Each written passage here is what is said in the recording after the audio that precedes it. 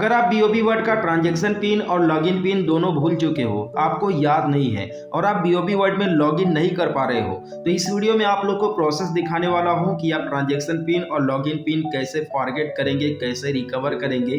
आप लोग को स्टेप बाय स्टेप प्रोसेस दिखाने वाला हूं। अगर आप यहां पर फॉरगेट पर क्लिक करेंगे तो आपके सामने टोटल 3 ऑप्शन आता है। पहला इंटरनेट बैंकिंग का, दूसरा एटीएम का, तीसरा बेस ब्रांच का। लेकिन हम यहाँ पर प्रोसेस आप लोग को दिखाएंगे कि कैसे आप रीसेट करेंगे, कैसे फॉरगेट करेंगे। तो इसके लिए सिंपली हम क्या करेंगे, गूगल क्रोम ओपन करेंगे। गूगल क्रोम ओपन करने के बाद यहाँ पर लिख करके सर्च करेंगे BOB word login. BOB word login लिख करके सर्च करने के बाद हमारे सामने कुछ इस तरीके से ये पहला वेबसाइट ओपन होता है, जिस पर क्लिक करेंगे। अगर आपके पास बीओबी वर्ड का यानी कि internet banking user ID password नहीं है तो आप आसानी से यहाँ से क्रिएट कर सकते हैं न्यू यूजर पर क्लिक करके।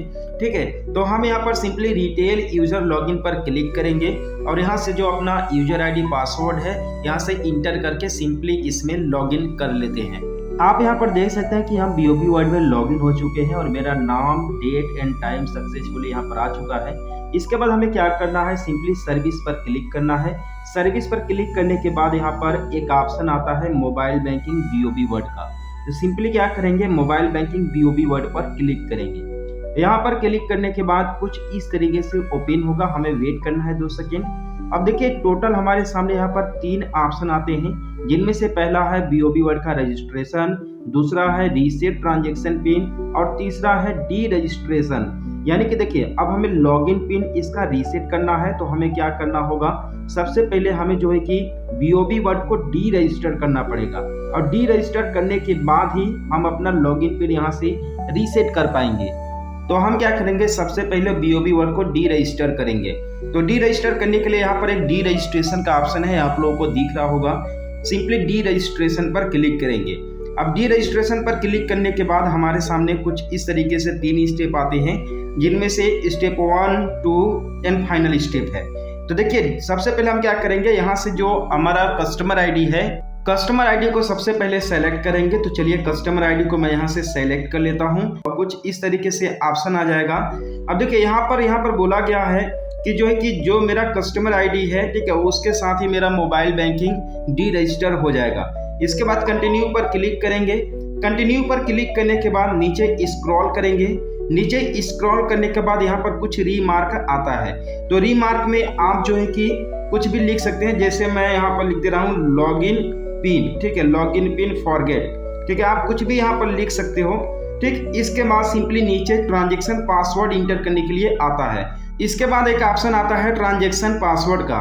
हम क्या करेंगे, यहाँ पर इस जो है कि ट्रांजैक्शन को कंप्लीट करने के लिए ट्रांजैक्शन पासवर्ड इंटर करेंगे। तो ट्रांजैक्शन पासवर्ड इंटर करने के बाद सिंपली जो यहाँ पर सबमिट का ऑप्शन है, सबमिट पर क्लिक करेंगे। अगर आपका ट्रांजैक्शन पासवर्ड सब कुछ सही है तो आप देख सकते हैं कि मेरा जो बीओबी वर्ड है वो सक्सेसफुली डी रजिस्टर यहाँ पर हो चुका है, जैसा कि आप यहाँ पर देख सकते हैं। तो यहाँ पर मुझे मैसेज भी आ चुका है कि मेरा बीओबी वर्ड सक्सेसफुली जो है कि डी रजिस्टर हो चुका है। अब मैं बीओबी वर्ड में अगर मैं लॉगिन करूंगा तो मेरा लॉगिन नहीं होगा। ठीक, अब क्या करेंगे, हम यहाँ से सिंपली बैक आएंगे और बैक आने के बाद जो है कि बीओबी वर्ड में दोबारा से रजिस्ट्रेशन करेंगे। इसके बाद हम जो लॉगिन पिन है और ट्रांजैक्शन पिन है दोनों क्रिएट करेंगे। ठीक, तो यहाँ पर आप देख सकते हैं मेरा लॉगिन हो चुका है। यहाँ से मैं ओके पर क्लिक करता हूँ और ये हो गया मेरा जो कि एप्लीकेशन सिक्योरिटी एरर आ रहा है, कोई दिक्कत नहीं। यहाँ से हम बैक करते हैं और आप लोग को मैं मैसेज दिखा दूँ कंफर्मेशन के लिए। जो मैसेज आया हुआ है देख सकते हैं, लिखा हुआ है कि your mobile banking app BOB word is D registered successfully bank of Baroda. अब हम देखते हैं कि तुरंत, यानी कि अभी मैंने डी रजिस्टर किया है, अब दोबारा से इसमें जब रजिस्ट्रेशन करते हैं तो रजिस्ट्रेशन हो जाता है या फिर कुछ टाइम के बाद रजिस्ट्रेशन होता है। तो हमने यहाँ पर बीओबी वर्ड ओपन कर रखा है। अब यहाँ पर लैंग्वेज सेलेक्ट करने के लिए बोला जाता है, मैं यहाँ से इंग्लिश सेलेक्ट कर लिया हूँ। स्किप पर क्लिक करूँगा और यहाँ पर ऑलरेडी एक कस्टमर लिखा हुआ है, सिंपली लॉगिन पर क्लिक करते हैं। अब देखिए यहाँ पर सिम 1 सिम 2 का ऑप्शन आ रहा है, तो ऑलरेडी सिम मेरा सेलेक्टेड है। सिम 1 जो है कि बैंक ऑफ बड़ौदा में लिंक है, इसने वेरीफाई किया। इसके बाद कंफर्म पर क्लिक करेंगे। अब देखिए एक OTP आएगा, सिंपली OTP यहाँ पर ऑटोमेटिकली फैच कर लेगा, हमें कुछ करने की जरूरत नहीं है। बस सिंपली इस कंसेंट पर क्लिक करेंगे और प्रोसीड पर क्लिक करेंगे, ठीक है। अदरवाइज आप जो कि अल्टरनेटिव चैनल्स पर भी क्लिक कर सकते हैं। तो यहाँ पर देखिए हम लोगों से डिटेल मांगा जा रहा है, जैसा कि आप यहाँ पर देख सकते हैं। सबसे पहले यहाँ पर बोला जा रहा है कि 14 अंक का अकाउंट नंबर चाहिए, इसके बाद लास्ट 6 अंक चाहिए आपके डेबिट कार्ड का, इसके बाद जो है कि वैलिडिटी जो है कि आपके डेबिट कार्ड का जो होगा वो वैलिडिटी चाहिए यहाँ पर, ठीक है, वैलिडिटी का डेट। तो मेरे पास यहाँ पर मेरा ATM कार्ड है और मैं इस ATM कार्ड का सारा डिटेल यहाँ पर इंटर कर देता हूँ। सबसे पहले अकाउंट नंबर यहाँ पर इंटर करते हैं।